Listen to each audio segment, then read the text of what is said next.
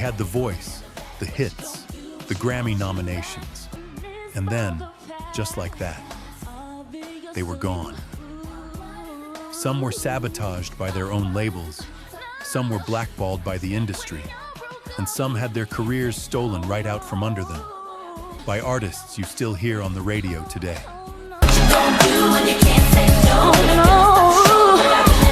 Welcome to R&B Hives, where today we're counting down 12 R&B stars who should have been legends, and the real, verified story of exactly what happened to them. Number 12, Cassandra Lucas and Charisse Rose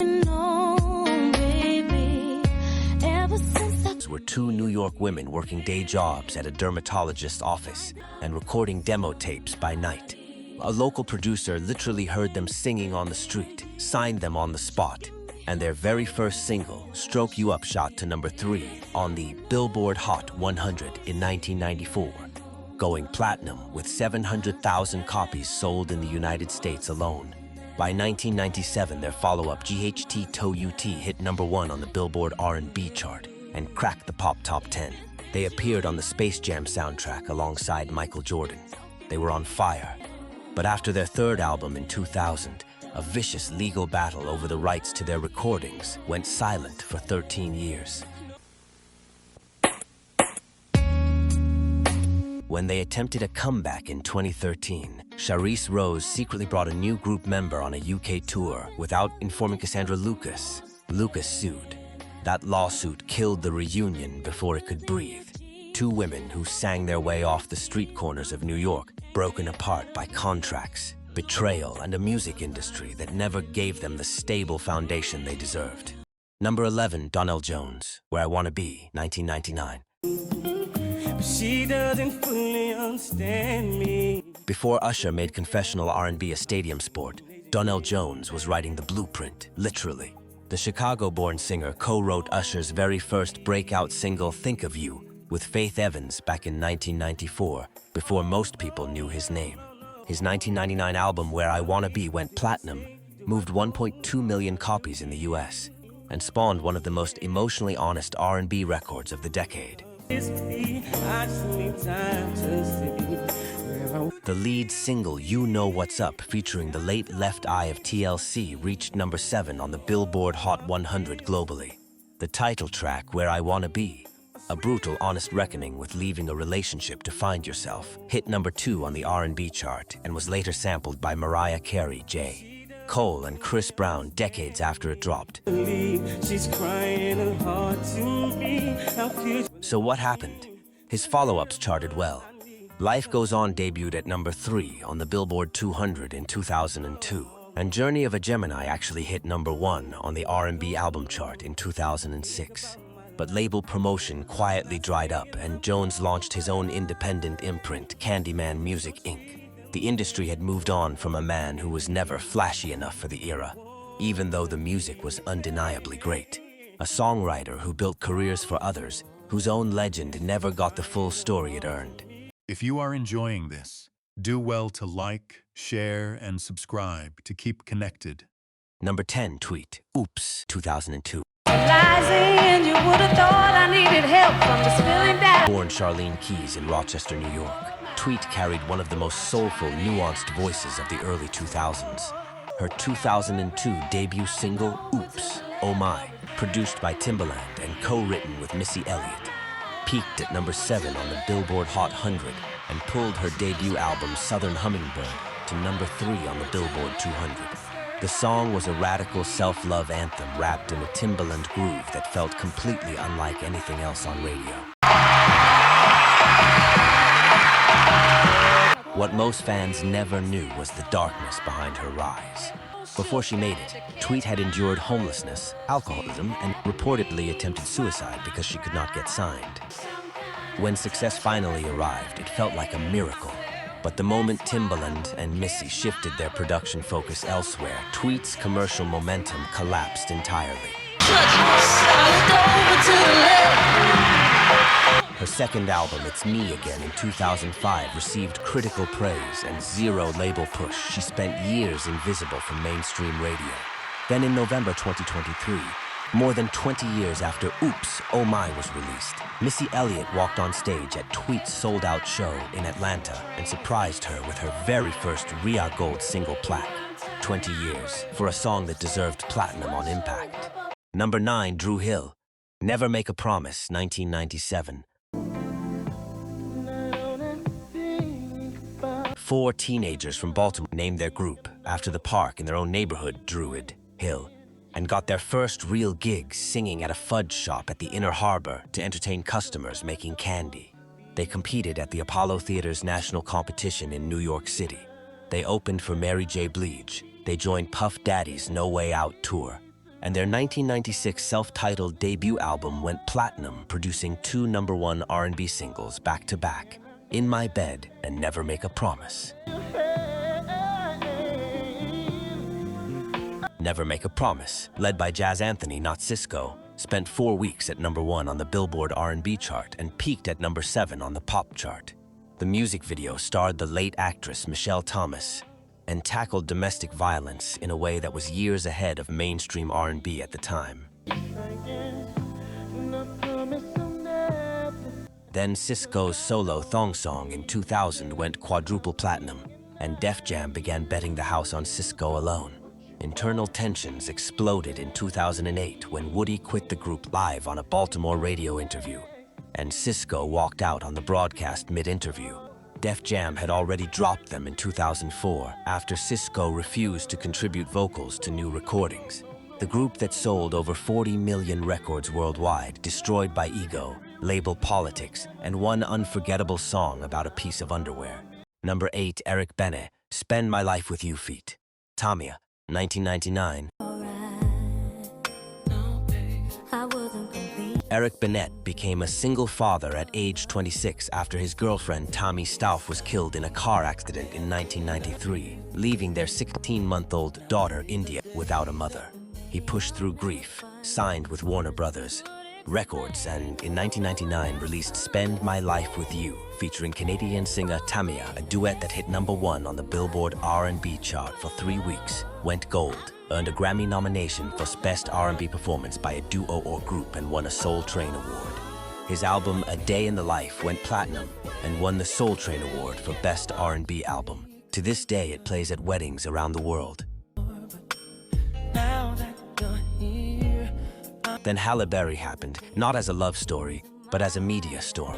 His high-profile marriage to the Oscar-winning actress in 2001, followed by public infidelity admissions, and his entry into rehabilitation in 2003, turned the tabloids into a wall between the public and his music. His label refused to release his completed album, Better and Better, forcing him to stay in an R&B box when he wanted to evolve artistically. He left Warner Brothers. Bene never stopped. He has released 9 studio albums, including The Co-Star in 2025. He holds 4 Grammy nominations. He runs his own label, Jordan House Records. But the industry decided the divorce headlines were more interesting than the music, and a man with a voice built for legacy never got the arc he had earned before the world decided his personal life was the story. Number 7, Deborah Cox, Nobody's Supposed to Be Here, 1998. Here is a fact that has been documented and verified. Radio program, multiple stations, told Arista Records that Nobody's Supposed to Be Here would never get played. The song's own label was told to forget it. Those programmers were historically, embarrassingly wrong. The track spent 14 weeks at #1 on the Billboard Hot R&B Hip Hop Songs chart, a record that stood until Mariah Carey tied it in 2005, peaked at #2 on the Billboard Hot 100 for 8 consecutive weeks, and sold nearly 2 million copies. In 2017, Billboard ranked it #5 on their Greatest of All-Time Hot R&B Hip Hop Songs chart. The backstory is equally dramatic. Written by Montel Jordan, the song was almost placed on a Faith Evans album instead of Deborah Cox. Cox overheard the demo at a session, went directly to Clive Davis, and personally fought for it. She won. The Hex Hector remix then conquered the dance charts and became a pillar of LGBTQ club culture simultaneously, making Cox the first Canadian artist ever to top the Billboard R&B chart. But after Arista merged into J Records in the early 2000s, the promotional infrastructure that built her disappeared. Cox redirected into Broadway, starring in Ida, Jekyll and Hyde, and most recently The Wiz in 2023, earning a Grammy nomination for the revival. She launched her own label, Deco Recording Group, and scored her 13th #1 on the Billboard Dance Club Songs chart. She was inducted into the Canadian Music Hall of Fame in 2022. A vocalist who had to fight her own label just to record a song that then became one of the greatest R&B records in history. Number 6, Bilal, Soul Sister, 2001. Philip Bailey of Earth. Wind and Fire once said Bilal is the rare singer who uses his voice like an instrument. That alone should be enough. Bilal Saeed Oliver trained at the Philadelphia High School for the Creative and Performing Arts, then attended the New School for Jazz and Contemporary Music in New York City, studying opera, learning to sing in 7 languages, and connecting with future collaborators Robert Glasper and Questlove on his very first day of school. He became a founding member of the Soulquarians, the legendary black music collective that included D'Angelo,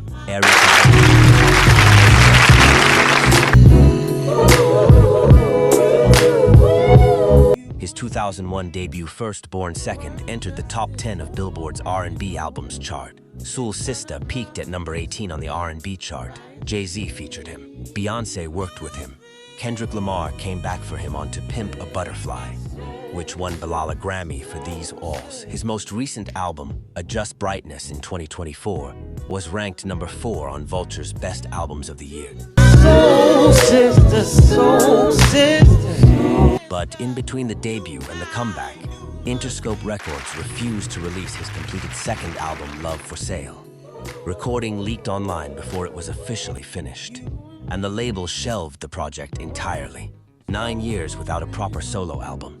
9 years in which one of the most gifted voices in American music was locked away by a corporate decision, while everyone around him collected Grammys for music he had influenced. He is still making records. The industry still underestimates him. And that is the most unjust sentence in this entire video.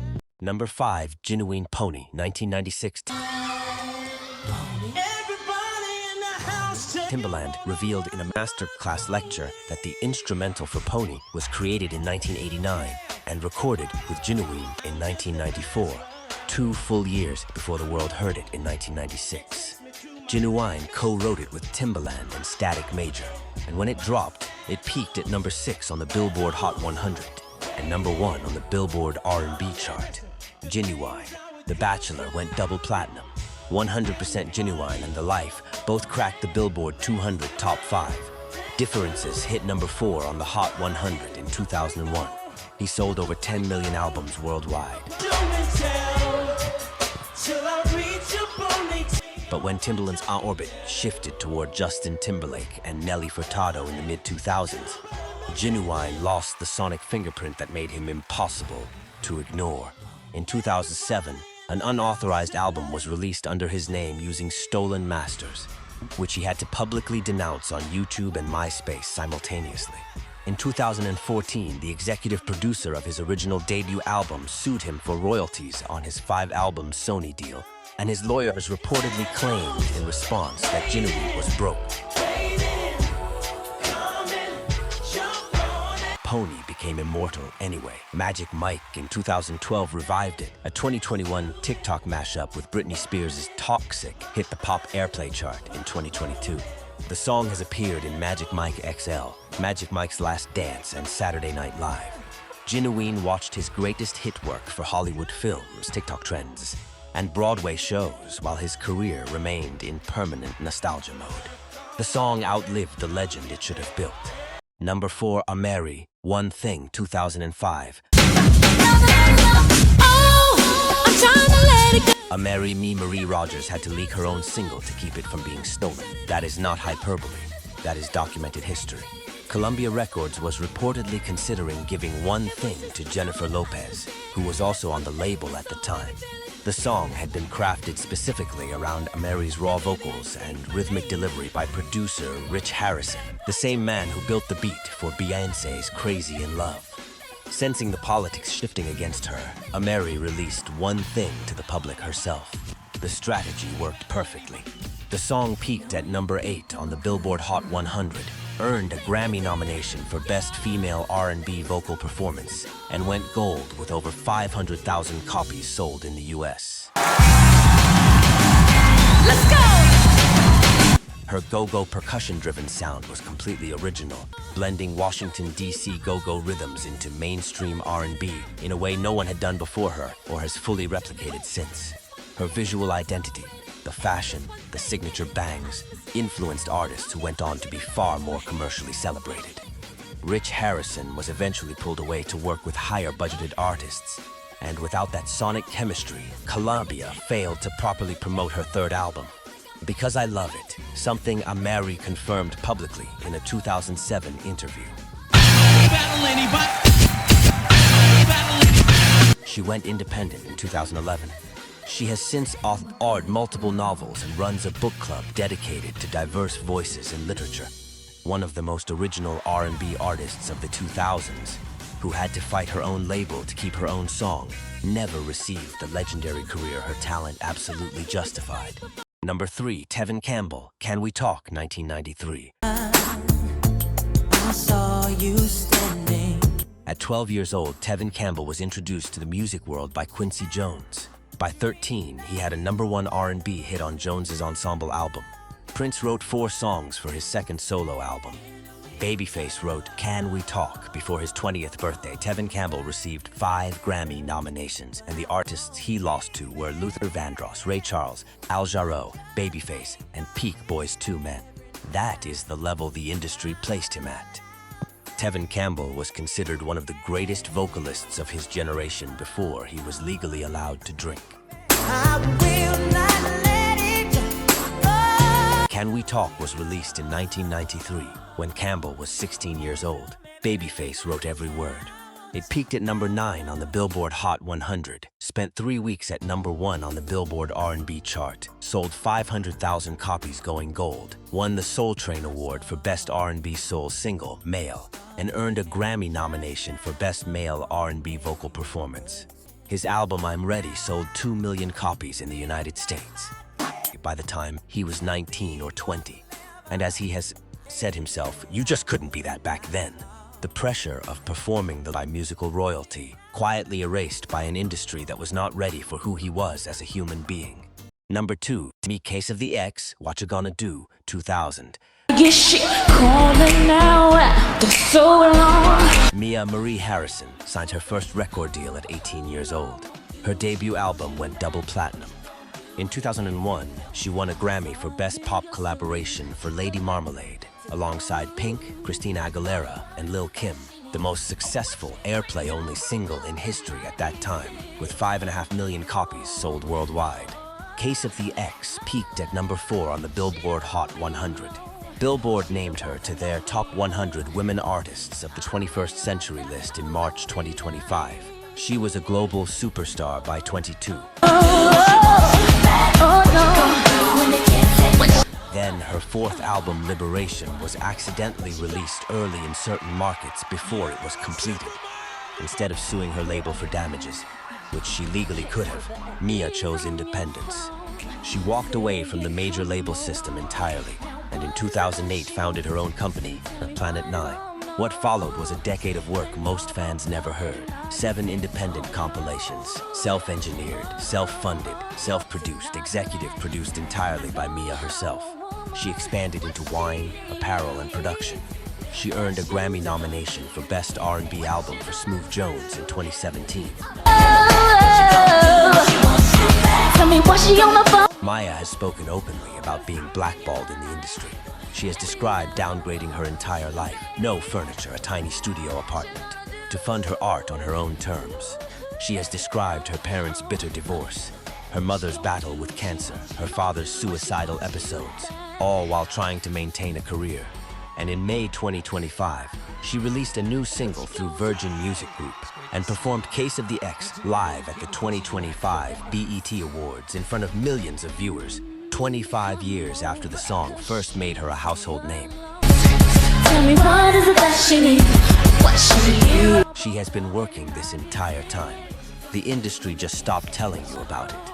And that is precisely why Mia sits at number 1 on this list. Because she is the most complete example of what happens when an artist refuses to disappear even after the system tries everything it can to make her invisible. Lang's outro 12 artists, 12 careers that should have been legendary, and 12 stories that prove the music industry has never been a meritocracy. If you're watching this and you didn't know half of these names, that's not your fault. That is the story. Hit subscribe to Retro Vinyl because every week we go back and give these artists the respect the charts never gave them. Drop a comment below. Which artist on this list hits hardest for you? And which name do you think we should have added? We'll see you in the next one. Number 1, Yahaim. Put That Woman First, 2003. Yahaim Hoagland grew up in the Memorial Parkway Homes public housing projects of New Brunswick, New Jersey, and he came from music royalty most people never knew about. His grandfather, Hoagie Lands, was a soul singer in the late 1960s. His mother died when he was still a child, leaving his grandmother to raise him.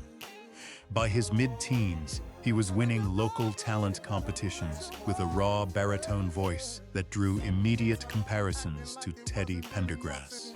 At age 17, his demo tape reached Naughty by Nature's KG, who signed him to Divine Mill Records. That decision changed R&B forever. Even though sometimes felt like second, you know I had. His 2001 debut album, Ghetto Love, went platinum.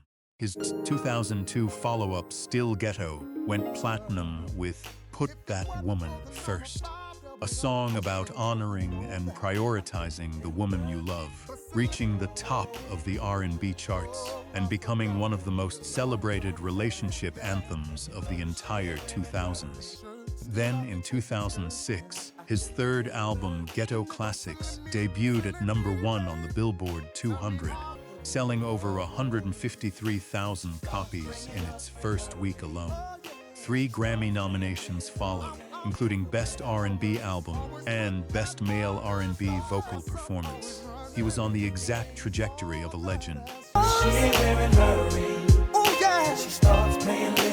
Then the bottom fell out, not from her, but for personal collapse. In September 2021, New Jersey police responded to a report of a distressed puppy at Jaheim's Hillsborough home and found 15 dogs living in deplorable conditions. 6 in waterlogged crates filled with feces and water. 9 more inside the house in varying states of starvation. 1 dog was euthanized on the scene with severe malnutrition. He was arrested and charged with third-degree animal cruelty. Less than 4 years later, May 2025, he was arrested. This time, Lands 6 new counts of animal cruelty after allegedly moving his RV around the city to avoid animal control officers who had already warned him. He posted a $35,000 bond and a viral video that shows him denying his own identity, saying, "That ain't me. I wish I had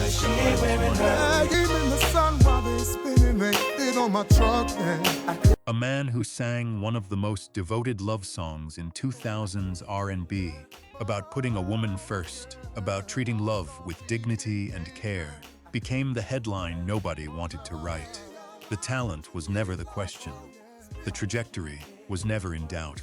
But when an artist's personal life spirals in ways that are this public and this painful, the music gets buried under the wreckage. Yahaim had a #1 album. He had Grammy nominations. He had a voice built for legend status. And somehow that still wasn't enough to outrun what came next.